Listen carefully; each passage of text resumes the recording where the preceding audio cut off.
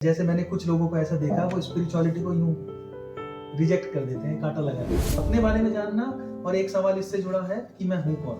तो ये मैं हूं कौन, ये बहुत आगे का सवाल है। जिसको ये सवाल नहीं आता है वो एक रोबोटिक लाइफ जीता है, उसकी लाइफ किस धर्रे पे चलती है। ऐसे ही मैं काम क्यों करता हूँ, पैसे के लिए, नाम के लिए, शोहरत के लिए, पावर के लिए, या किस लिए। तो ये भी एक बहुत इंपॉर्टेंट हिस्सा है अध्यात्म का, कि शांत मन से जीवन जीना क्या होता है। तो जैसा कि आप स्पिरिचुअलिटी के सेशंस लेते हैं, तो मैं वहीं से स्टार्ट करना चाहूँगा। स्पिरिचुअलिटी क्या है आपकी समझ में? बहुत भारी भरकम शब्द है हाँ, शब्द तो काफ़ी भारी है ये। और बहुत अलग अलग तरीके से यूज भी होता है इसका। और हम बहुत सारी, मैं बहुत इस्तेमाल करता हूँ इसका। एक होता है, मैं ऐसा मानता हूँ या ऐसा जीवन में देखा गया है कि हर व्यक्ति की अपनी एक जर्नी रहती है, एक लाइफ का फ्लो होता है, और उस फ्लो में कोई शब्द उसके साथ जुड़ जाते हैं जिसका वो भरपूर इस्तेमाल करता है, और वही दूसरा व्यक्ति उस शब्द को बिल्कुल निचले स्तर पे देखता है। तो मैंने कुछ लोगों को ऐसा देखा, वो स्पिरिचुअलिटी को यूं रिजेक्ट कर देते हैं, कांटा लगा देते हैं, क्योंकि कहते हैं कि इसके नाम पे बहुत सारे आडंबर हो रहे हैं, बहुत सारी ऐसी चीजें हो रही हैं जो काम की नहीं है। और मैं बिल्कुल इत्तेफाक भी रखता हूँ उनकी बात से। बट मैं इस शब्द का बहुत इस्तेमाल करता हूँ क्योंकि शायद मेरी जिंदगी में ये शब्द की बहुत इंपॉर्टेंस रही है। और आज मैं जब भी बात करता हूँ तो शुरुआत इसी से करता हूँ। चाहे कि जैसे मैं कॉमनली एक चीज बोलता हूँ कि हमारी जिंदगी के जितने भी चैलेंजेस हैं, जितनी भी परेशानियां हैं, वो सीधे सीधे स्पिरिचुअलिटी या अध्यात्म से जुड़ी हुई है। ठीक है, तो इस शब्द का मैं बहुत अच्छे से इस्तेमाल करता हूँ। हाँ, वेरिड रेंज है इसकी, तो थोड़ा समझते हैं कि कैसे इसको देखें। बेसिक अगर वर्ड को हम देखें तो अध्यात्म, स्पिरिचुअलिटी, और बहुत लोग इसको ऐसे डिस्क्राइब करते हैं, स्वयं का अध्ययन। मतलब स्वयं के बारे में जानना, खुद के बारे में जानना, अपने बारे में जानना। तो अब ये अपने बारे में जानना जो है, इसको भी हम तोड़ सकते हैं अलग अलग लेवल पे। तो अपने बारे में जानना या मैं हूं कौन, ये एक दूसरे, अपने बारे में जानना, और एक सवाल इससे जुड़ा है कि मैं हूं कौन। तो ये मैं हूं कौन, ये बहुत आगे का सवाल है। ठीक है, उससे पहले बहुत सारी और चीजें आती हैं, मैं जिस पे पहले बात करना प्रेफर करता हूँ। जैसे कि हमारी जिंदगी में जो चीजें चल रही हैं, जो कुछ भी हम डेली बेसिस पे करते हैं, आदान प्रदान होता है, या मेरी लाइफ का फ्लो जैसे जा रहा है, उसका बेसिस क्या है। तो उसका बेसिस है विचार, उसका बेसिस है थॉट। तो जैसे मेरी सोचने की क्षमता होगी या जैसा मेरा थॉट प्रोसेस होगा, उसके हिसाब से मेरी लाइफ चलेगी। तो सबसे पहला सवाल आता है, ये थॉट प्रोसेस आता कहाँ से है। सर, माफ़ी चाहूँगा आपको बीच में रोकने के लिए, लेकिन जैसा कि आप कह रहे हो कि विचार से जीवन चलता है, तो जैसे घटनाओं से क्या जीवन नहीं चलता? बाहर की जो घटनाएँ हो रही है हमारे उस साथ। घटनाओं से कोई विचार उत्पन्न होता है अपने अंदर, हाँ, घटनाओं से विचार तो और उत्पन्न होते हैं। उस पर्टिकुलर घटना को कोई ना कोई मीनिंग दिया जाता है अंदर। जी, बिल्कुल, कुछ और ना जो कुछ मीनिंग होता दिया है। जाता है, जो मीनिंग निकलता है उस घटना का, क्या जीवन उस विचार के हिसाब से हाँ, नहीं चलता, तो बिल्कुल, अल्टीमेटली विचार के हिसाब से चल रहा है। नॉर्मल, मैं ये नहीं कह रहा कि सबका विचार के हिसाब से चल रहा है, पर अगर आप दुनिया में जाके देखेंगे तो आपको ये समझ में आएगा कि हमारी एक तरीके की रोबोटिक लाइफ है। रोबोटिक लाइफ वो कि जिसमें कुछ विचार हमारे यहाँ पे सेट हो जाते हैं, ठीक है, चाहे वो हमें सोसाइटी ने दिए, चाहे वो हमने अपने एक्सपीरियंस से गेन किए, पर वो सेट हो गए, और मेरा जीवन अब उन विचारों से कहीं ना कहीं निकलता है, चलता है। तो घटनाओं से, डेफिनेटली घटनाएं तो जीवन का पार्ट है, पर उन घटनाओं को देखा भी तो जाता है ना, और उनको समझा जाता है, समझा विचारों से जाता है। और जो मेरे विचार हैं ऑलरेडी, उन्हीं का इस्तेमाल करके मैं उस घटना को समझता हूं। तो एक सेट ऑफ विचार से कहीं ना कहीं एक व्यक्ति का जीवन चलता है। इस बात से इत्तेफाक रखते हो, नहीं रखते? ठीक। तो सबसे पहला सवाल आता है कि ये जो विचारों पे हमारा जीवन चल रहा है, और कुछ सेट ऑफ विचार, वो विचार कितने काम के हैं जिसपे हमारा जीवन चल रहा है, वो कहाँ से आए। क्या हमने उन पे सवाल उठाया कि ये जो मेरा विचार है जिसपे मेरा जीवन चल रहा है, वो काम का है या नहीं है।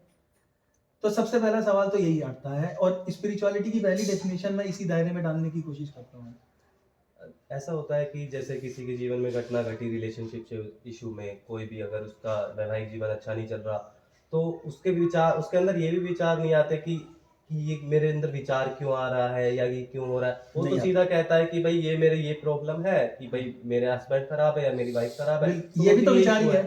हाँ, ये विचार ये तो भी है, तो विचार है। ये लेकिन कहता उस है समय उसे कि इसने मेरे साथ ऐसा किया, इसको ऐसा करना चाहिए था, पर ये ऐसा नहीं कर रहा, इससे मुझे दुख हो रहा है। ये एक विचार है ना। जी, बिल्कुल। तो ये मेरी एक समझ है अभी, ठीक है। ये समझ, ये मेरा विचार, ये समझ क्या किसी काम की है, इस पे सवाल उठाना है। इसको हम बोल रहे हैं, ये पहला चरण है, ये पहला स्टेप है। तो खुद को जानने का पहला मतलब कि मेरा जीवन ऑपरेट कैसे हो रहा है, कहाँ से ऑपरेट हो रहा है, किन विचारों से ऑपरेट हो रहा है, किस समझ से ऑपरेट हो रहा है। वो समझ मेरी अपनी है, निजी है, या वो उधार की समझ है। सबसे पहला सवाल यही आता है। तो सबसे पहले हमें अपने विचारों को देखना चाहिए कि जो भी हमारे बाहर घटनाएँ हो रही हैं, उनसे हमारे अंदर क्या विचार आ रहे हैं। हाँ, और कौन से विचारों पे हमारा जीवन चल रहा है। जैसे कि जब तक तुम पैसा नहीं कमाओगे, तब तक तुम अपना घर कैसे चलाओगे। तो घर चलाने के लिए तो पैसा कमाना ज़रूरी है, और काम पैसे के लिए किया जाता है, ये भी विचार है। तो ये एक थॉट प्रोसेस है। अब ये थॉट प्रोसेस कहाँ से मिला? ठीक है, ये उदाहरण की बात है। तो ये थॉट प्रोसेस कहाँ से आया? लोगों से। लोगों से आया, सोसाइटी। आपके घर में लोग ऐसे ही जी रहे होंगे, जी। आपके आजू-बाजू लोग ऐसे ही जी रहे होंगे। ये जो थॉट प्रोसेस आया है, इससे मेरा जीवन चल रहा है। क्या कभी इस पे सवाल उठाया कि ये जो मैं अपना घर चलाने के लिए पैसा कमाना चाहता हूँ और काम करता हूँ पैसे के लिए, ये एक विचार है, एक थॉट प्रोसेस है।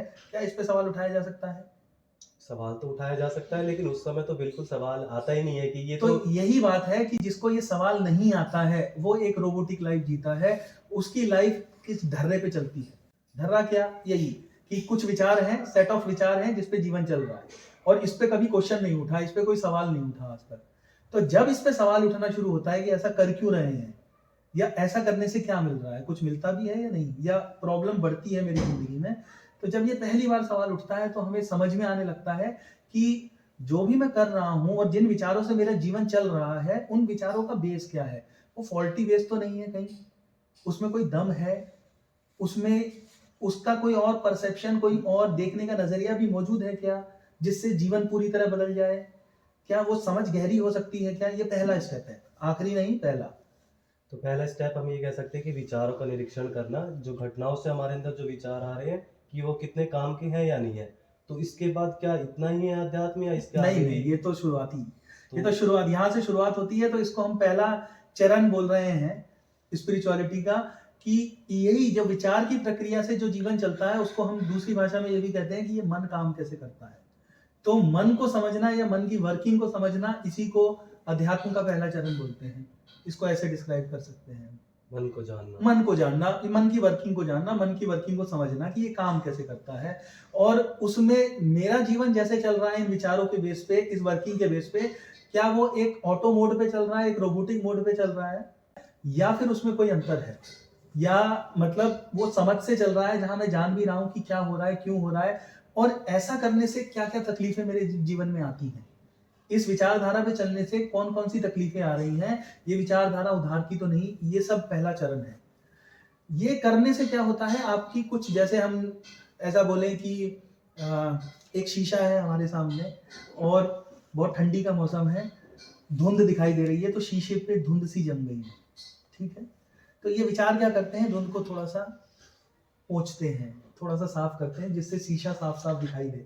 बहुत साफ तो नहीं हो पाता उससे, पर इतना होता है कि हाँ, अब शीशे में भी कुछ कुछ दिखाई देता है, अपना शक्ल भी दिखाई देती है, पूरी तरह सफाई नहीं होती। एक उदाहरण के तौर पे मैंने ये बात कही है। तो ये पहला चरण है। तो जब ये करना शुरू करते हैं, तो बहुत सारे सवाल उठते हैं। मैं क्या कर रहा हूँ जिंदगी में, क्यों कर रहा हूँ, पैसे का मतलब, पैसे से मेरा रिश्ता क्या है, पैसे को मैं देखता कैसे हूँ, पैसे का इस्तेमाल मैं किस लिए कर रहा हूँ। क्या अपनी ज़रूरतें पूरी करने के लिए करता हूँ, या अपने अपने आप को एक सिक्योरिटी देने के लिए करता हूँ, या अपने मन को भरने की कोशिश करता हूँ पैसे से। ये बहुत बड़ा सवाल उठता है। ऐसे ही मैं काम क्यों करता हूँ, पैसे के लिए, नाम के लिए, शोहरत के लिए, पावर के लिए, या किस किस लिए। मेरे रिलेशनशिप क्यों है, मैं उन पे डिपेंडेंट हूँ क्या, किस तरीके से डिपेंडेंट हूँ, क्या मैं खुशी ढूंढ रहा हूँ रिलेशनशिप से, क्या मैं सिक्योरिटी ढूंढ रहा हूँ रिलेशनशिप से, और क्यों ढूंढ रहा हूँ, और क्या मिल सकती है। ऐसे बहुत सारे सवाल खड़े होते हैं, लेकिन और वो सवाल एक्चुअल में हमारे विचारों को काटते हैं, यानी हमारे विचारों को देखने में, समझने में मदद करते हैं।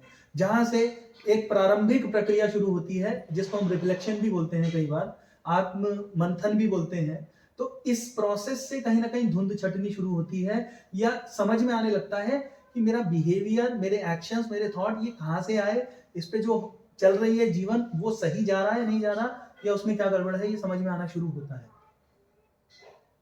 तो क्या हम ये कह सकते हैं कि सिर्फ क्वेश्चन करने से, क्योंकि अब जैसे आपने बताया कि मैं पैसा क्यों कमा रहा हूँ, ये प्रश्न पूछना चाहिए, इस रिलेशनशिप से मैं क्या चाह रहा हूँ, तो इंसान के पास कुछ ना कुछ तो जवाब होता ही है उसके बिल्कुल पास सही है। कि पैसा क्यों कम मैं मुझे ये नौकरी क्यों चाहिए, मुझे पैसा कमाना है। और पैसा क्यों कमाना है?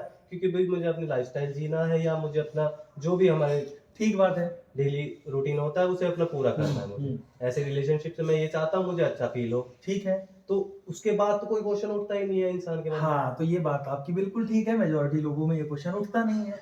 और चूंकि ये क्वेश्चन नहीं उठता, तो जो जवाब भी उनको इन सवालों से मिलता है वो उन जवाब से संतुष्ट हो जाते हैं। इसीलिए हर जवाब जो मिलता है उस पर एक और सवाल उठाना जरूरी है। मतलब हम सवालों की प्रक्रिया तब तक जारी रखें जब तक हमको बिल्कुल बेस सवाल नहीं, बेस जवाब जिसको हम बोलते हैं रूट वाला जवाब ना मिल जाए, कि जिसके बाद सवाल उठाना मुश्किल हो जाए।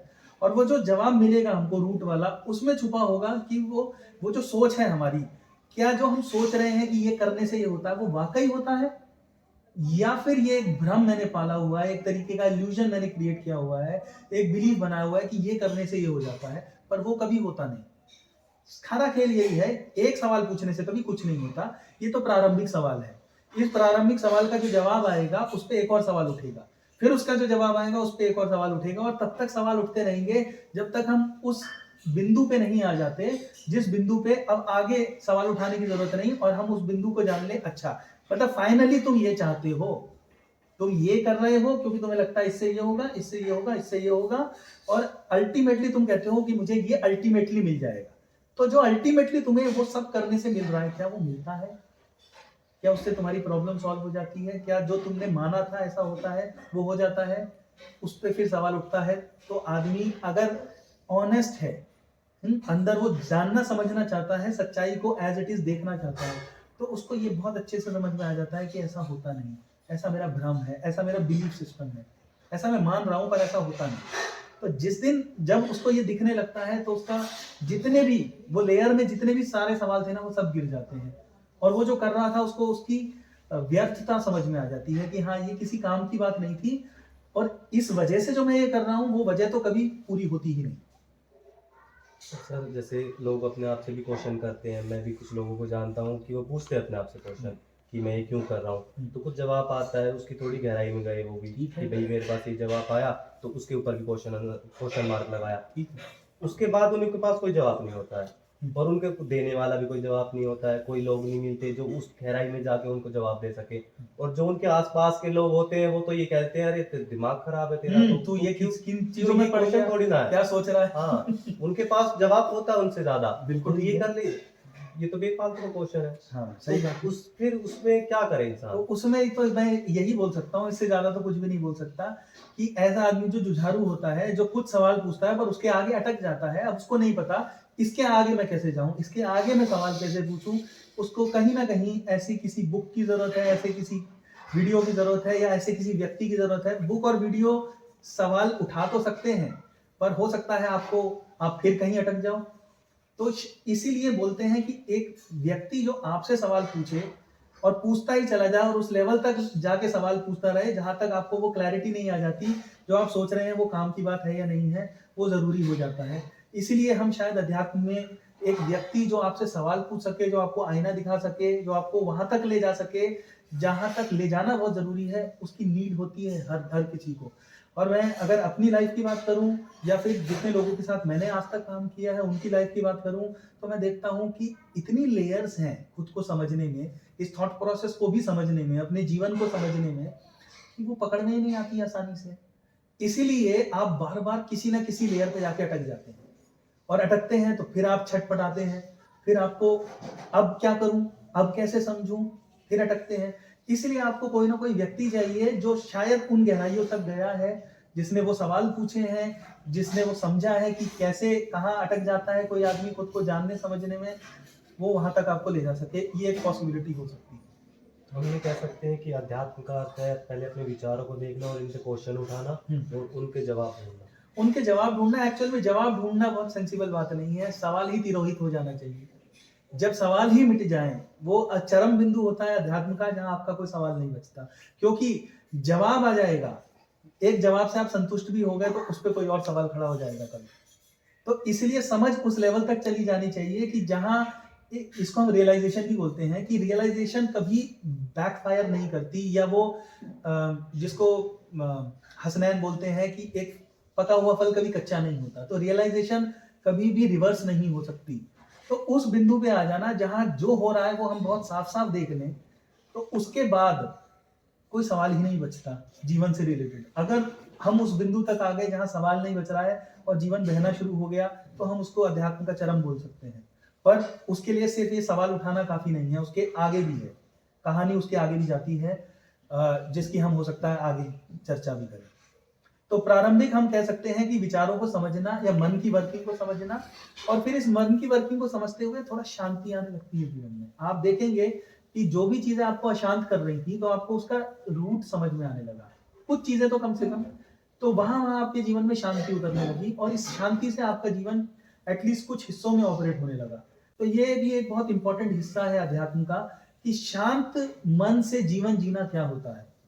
इस शांत मन से आप कैसे किसी सिचुएशन को समझ सकते हैं, उस सिचुएशन की समझ से कैसे उत्तर निकलता है या आपका एक्शन निकलता है, ये बड़ी एक नेचुरल क्रिया है जो हम में से मेजॉरिटी लोग नहीं जानते बिल्कुल भी। क्यों नहीं जानते? क्योंकि हम तो सिर्फ विचारों पे चलते हैं, और विचार हमारे सब पास्ट मेमोरी के होते हैं।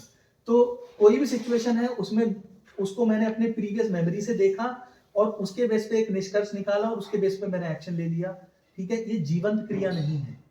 मतलब इसको हम कहते हैं पास्ट मेमोरी से ऑपरेट करना। पर जब आप मौजूद होते हैं किसी सिचुएशन में समझने के लिए कि अभी क्या हो रहा है, उसमें आप मेमोरी का यूज कर भी सकते हैं और नहीं भी कर सकते, ये डिपेंड करता है सिचुएशन पे। तो कोई कोई सिचुएशन ऐसी होती है जहां मेमोरी यूजफुल होती है, तब हम मेमोरी का यूज करते हैं, पर इस पे रिलाई नहीं करते। ये नहीं कहते कि ऐसा ही है, पर हम मौजूद भी हैं समझने के लिए। और कोई सिचुएशन ऐसी होती है कि इस मेमोरी का यूज होता नहीं बहुत, तब हम सिर्फ मौजूद होते हैं समझने के लिए हो क्या रहा है। तो जब हम मौजूद हैं क्या हो रहा है ये समझने के लिए, और बिना किसी एफर्ट के मौजूद हैं, तब हमें समझ में आता है क्या हो रहा है, और उस समझ से एक एक्शन स्वतः निकलता है, एफर्टलेसली निकलता है। ये अध्यात्म की दूसरी स्टेज है, या आप ये कह सकते हैं कि खुद को जानना जब शुरू करते हैं, विचारों की प्रक्रिया को समझना शुरू करते हैं, तो ये स्वतः नेचुरली होने लगता है कि पीस से ऑपरेट होना शुरू होता है। जिसे आप कहते हैं flow of life. Flow of life. तो वो पीस से ऑपरेट होता तो है, पर ये पीस आती है, चली जाती है, फिर आती है, फिर चली जाती है, तो फिर मतलब उसमें भी आदमी घूमता रहता है। तब फिर तीसरे चरण की तरफ बढ़ते हैं, और ये असली चरण है। हालांकि मैं इसको असली भी बोल रहा हूं और ये भी बोल रहा हूं कि सीधे आप असली पे चले गए और वो दो पहले छूट गए, तो क्या होगा, आप इसमें एक धारणा बना लेंगे, आप एक थॉट प्रोसेस क्रिएट कर लेंगे मैं कौन हूं का, जहां पे आपको जीवन नहीं समझ में आएगा। तो इसलिए हालांकि मैं नहीं कहता कि यही प्रक्रिया सबकी जिंदगी में अप्लाई होगी, कि ऐसा मैं बिल्कुल नहीं कह रहा हूं। हर किसी के लाइफ का फ्लो अलग है, किसी को ये बात सीधे भी समझ में आ सकती है, पर जितना मेरा एक्सपीरियंस रहा है, बहुत कम लोग हैं दुनिया में जिनको ये मैं कौन हूं वाली बात सीधे समझ में आती है। उनको पहले ये विचारों का देखना समझ में आता है, फिर उनके जीवन में कुछ हद तक शांति उतरती है, एक फ्लो स्टेट क्या होती है ये उनको दिखने लगता है, पीस से ऑपरेट क्या होता है ये उनको समझ में आने लगता है, उनके जीवन में उतरने लगता है, और फिर कहीं जाके वो उस अवस्था पे आते हैं जहां ये सवाल उठे कि मैं हूं कौन। और मैं हूं कौन वाला जो सवाल उठता है, ये बहुत गहरा है, इसकी बहुत सटल लेयर्स हैं। जब ये सटल लेयर्स दिखनी शुरू होती हैं, असली परिवर्तन जीवन में वहां से आता है। असली मतलब इसको डायमेंशनल चेंज भी कहता हूं मैं। डायमेंशनल चेंज मतलब इससे पहले आप करने की अवस्था में लगे हुए थे, ठीक है, आप कुछ ना कुछ पाने की चाहत में थे, आप अपनी प्रॉब्लम सॉल्व करने की चाहत में लगे हुए थे, और आप पीस पाने की चाहत में लगे हुए थे इससे पहले। पर ये जब सवाल उठता है कि मैं हूं कौन, जो भी वो भी अपने आप में एक प्रक्रिया है जिसकी हम बात कर सकते हैं आगे डेफिनेटली। तो ये जब उठता है और इसकी गहराई समझ में आती है, तब एक डायमेंशनल चेंज होता है जहां करना बंद हो जाता है, जहां होना शुरू हो जाता है स्वतः पूरी तरीके से। उससे पहले कभी होता था, कभी हम करने की चेष्टा किए चले जा रहे थे, और हमें दिखाई भी नहीं देता था कि हम करने में लगे हुए हैं। We are trying to do something, we are trying to reach somewhere, ये हमको दिखाई नहीं देता था। इसके बाद ये जो आखिरी चरण होता है मैं हूं कौन, और उसमें ये है कौन जो चाहता है, ये दो सवाल हैं, इस पे हम आगे चर्चा करेंगे। ये जब उठना शुरू होते हैं, वहां से एक डायमेंशनल चेंज हो जाता है, जहां करना बंद हो जाता है और होना अपने आप शुरू हो जाता है, कोई करने वाला बचता नहीं।